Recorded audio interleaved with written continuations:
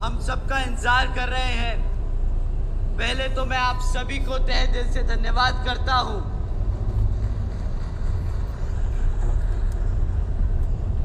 मुझे पता है कि आप काफी घंटों से यहाँ पे आके खाली पेट वेट कर रहे हैं, खाली पेट आप लोग इंतजार कर रहे हैं। तो जब मैं यहाँ पे उतरा तो सबसे पहले हमारी टीम ने हमसे बोला कि सर पहले खाना खा लेते हैं। मैंने कहा नहीं, हमारे लोग भूखा इंतजार कर रहे हैं, तो हम सीधा पहले अपने लोगों से मिलेंगे, उसके बाद कुछ और देखेंगे। तो आप सबके साथ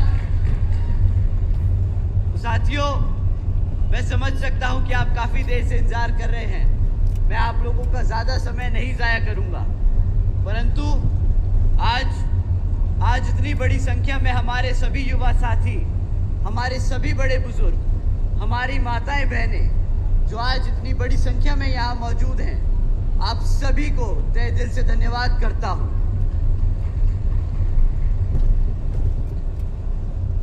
साथियों, सबसे पहले मैं हमारे सभी संतों, गुरुओं, महापुरुषों को, जिसमें खासकर महात्मा ज्योतिबा फूले, छत्रपति शाहू जी महाराज, नारायण गुरु पेरियार रामास्वामी जी, बाबा साहब डॉक्टर भीमराव अंबेडकर जी एवं मान्यवर साहब श्री काशीराम जी को नमन करता हूं। साथियों, इस लोकसभा के संबंध में जरूरी बातें आप लोगों के बीच में रखने से पहले मैं बहुजन समाज पार्टी की राष्ट्रीय अध्यक्ष व उत्तर प्रदेश की 4 बार मुख्यमंत्री व पूर्व सांसद आदरणीय बहन जी के नाम से लोकप्रिय बहन कुमारी मायावती जी को भी पूरे तहे दिल से आभार प्रकट करता हूं।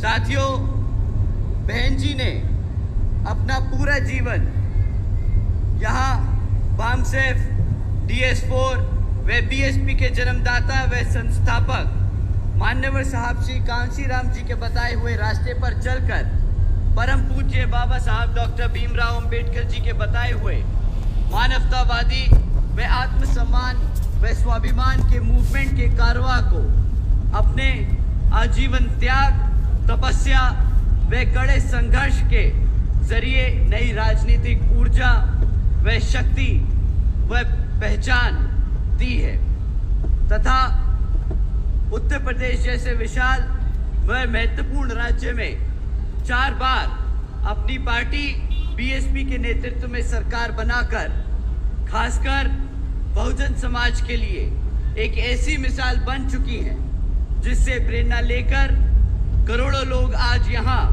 सामाजिक परिवर्तन व आर्थिक तरक्की के मिशनरी कार्य से जुड़ चुके हैं। इतना ही नहीं, बल्कि मैं खुद भी उनके इस नेतृत्व से प्रभावित होकर BSP के मूवमेंट से जुड़ चुका हूं और उनके पथ चिन्हों पर चलकर उस मिशनरी दायित्व, कर्तव्य व फर्ज को पूरा निभाने की कोशिश करता रहूंगा। साथियों, जैसा कि आप जानते हैं, लोकसभा आम चुनाव चल रहे हैं और इन चुनावों में भी पहले की तरह ही यहाँ पर इस बार भी दुश्मन साम दाम दंड भेद का इस्तेमाल करेगा। और साथियों, दुश्मन आप लोगों को सामने से आकर वार नहीं करने वाला। साथियों, इस बार दुश्मन हमारे बीच में रहकर एक बहरूपिये के रूप में हमारे साथ हमें, हमारे समाज को, हमारे कार्यकर्ताओं को, हमारे वर्करों को गुमराह करने की पूरी कोशिश करेगा। साथियों, आप कैसे पहचानोगे इन बहरूपियों को? साथियों, ये लोग जो आपके बीच में रहकर आपको गुमराह करने का काम कर रहे हैं, ये आप लोगों के बीच में जय भीम के नारे लगाते हैं, ये लोग नीला पटका पहनते हैं, ये लोग बाबा साहब के विचारधाराओं को मानते हैं, परंतु जब अपने नेता चुनने की बारी आए, जब एक पार्टी पे वोट डालने की बारी आए, तो ये बड़े संभाल के, समझदारी से आप लोगों को सलाह देते हैं कि भाई बहुजन समाज पार्टी बहुत पीछे रह चुकी है, हमारा असली नेता फलाना विपक्षी पार्टियों में रहता है। साथियों, अगर कभी कोई भी आप लोगों के बीच में रहकर जय भीम का नारा दे और कहे कि बहुजन समाज पार्टी हमारी पार्टी नहीं, साथियों समझ जाइएगा कि वो बहरूपिया, वो दुश्मन आपके बीच में आपसे बात कर रहा है। साथियों, ऐसे लोगों से जब आप लोग समझ जाएं, आप लोग पहचान ले, तो इनसे सतर्क रहिए। परंतु इन्हें लोगों को आपको सतर्क करने की जरूरत नहीं, आप लोगों को इनको बताने की जरूरत नहीं है कि आप लोगों ने इन्हें पहचान लिया। क्योंकि साथियों, अगर आपने इन्हें बता दिया कि आप इनको पहचानते हैं, तो ये फिर से आप लोगों की जगह से हटकर दूसरे लोगों के बीच में जाकर उनको गुमराह करने का काम करेंगे। तो साथियों, मैं आप लोगों से बड़ी जिम्मेदारी से कह रहा हूं, और अगर आप लोगों को ये बात सही लगे तो इन लाइनों के बाद जय भीम का नारा जरूर दीजिएगा।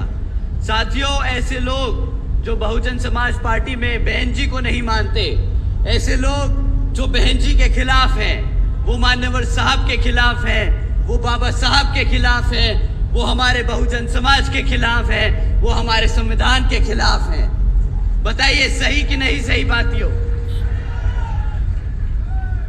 साथियों, बहुजन समाज पार्टी एक बहुत ही बड़ा दल है। इस परिवार में कई करोड़ों लोग रहते हैं। तो साथियों, ये कुछ लोगों के लिए बहुत मुश्किल होगा इन बहरूपियों पे नजर रखना। ये हम सबको मिलकर काम करना होगा। तो आप लोगों के साथ साथ खासकर मैं हमारे युवा साथियों से दरखास्त करूंगा कि आप लोगों को खास तौर से ऐसे लोगों से सतर्क रहना है। साथियों, जैसा कि आप जानते हैं, पिछले कुछ सालों में ये दुश्मन पार्टियां हमारी पार्टी पे किस्म किस्म के आरोप लगाती आई है। जैसे जब भी कोई नेता, जब भी कोई यहां से बहुजन समाज पार्टी से निकल के जाता है, तो उसके पास सबसे आराम से, सबसे आसानी से बोलता है कि भाई बीजेपी बीएसपी में तो लोग पैसा लेते हैं, किताब ज्यादा मांगते हैं। साथियों, हकीकत तो ये है कि जो विपक्षी पार्टियां हैं, आपने इलेक्टोरल बॉन्ड्स के बारे में सुना है?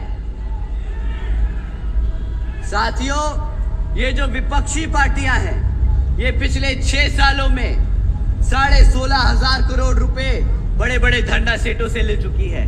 परंतु जब इन कंपनियों का खुलासा हुआ, जब इन पार्टियों का खुलासा हुआ, तो सारी पार्टियों के नाम आए थे। भाजपा, कांग्रेस, समाजवादी पार्टी, सब पार्टियों के नाम आए। परंतु एक पार्टी थी जिसका इन सब में नाम नहीं आया। आप जानते हैं कौन सी वो राष्ट्रीय पार्टी है जिसने किसी भी धरना सेठ से 1 रुपया नहीं लिया?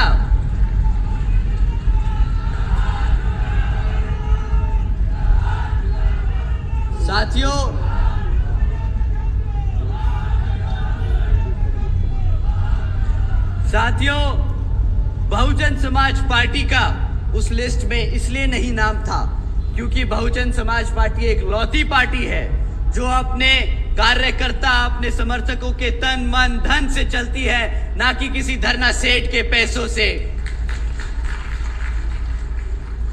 साथियों, बीएसपी केवल यहाँ उत्तर प्रदेश में नहीं बल्कि पूरे देश में बड़े बड़े पूंजीपतियों और धरना सेठों के सहारे से नहीं, बल्कि अपने लोगों, अपने समर्थकों, अपने कार्यकर्ताओं के तन मन और धन के सहयोग से चलती आई है और यहाँ पर चुनाव लड़ती आई है। और आगे भी आप ही के तन मन और धन के भरोसे ये पार्टी पूरे देश भर में चुनाव लड़ती जाएगी। साथियों,